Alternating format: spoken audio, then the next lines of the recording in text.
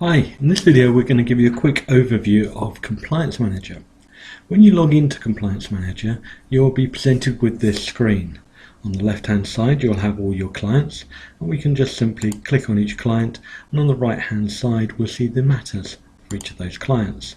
It will default to you as the user, but if we want to go across to a different fee owner, we can simply select them from the list, and that fee owner's clients will come up.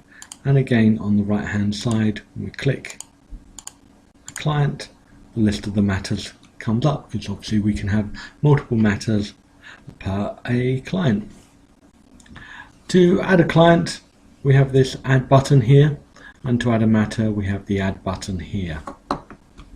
Across the top we have lots of different buttons. Here we got locate client. This is the same as if we typed into here part of their name, click search, and it will bring up all the Smiths for the current fee owner. If I want to search across all fee owners, I can click the all button, push search again, and we have all people starting with SMI across the whole firm.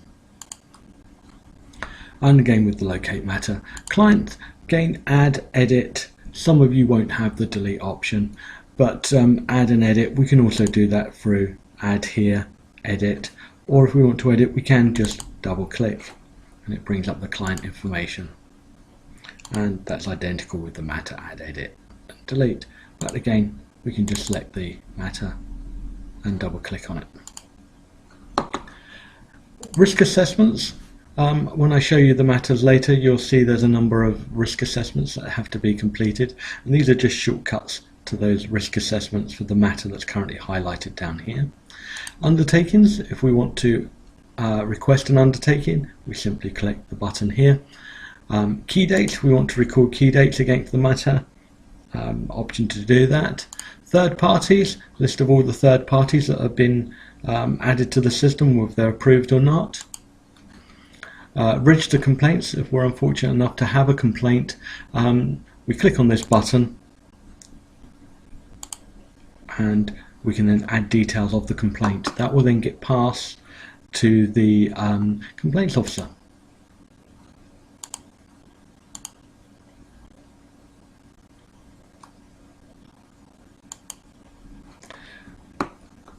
Interim review, again this just jumps to a review that I'll show you later. Matter compliance report, this is a full audit trail of everything that's happened on that matter. Close matter, when we get to the end of the matter, this is a checklist again to finish the matter off.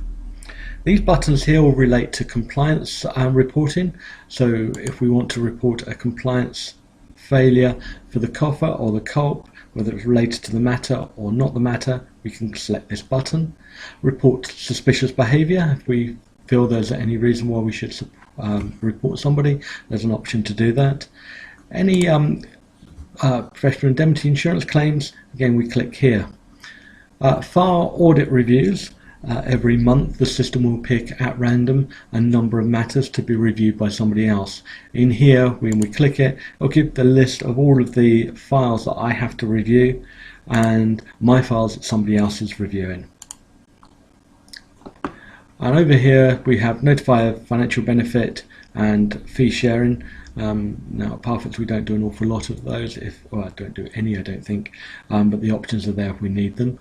If you receive a gift or any hospitality, we do need to record it. Again, we just click on the button and up will come the gift and hospitality register. We just fill the details in and it saves it in the register for us.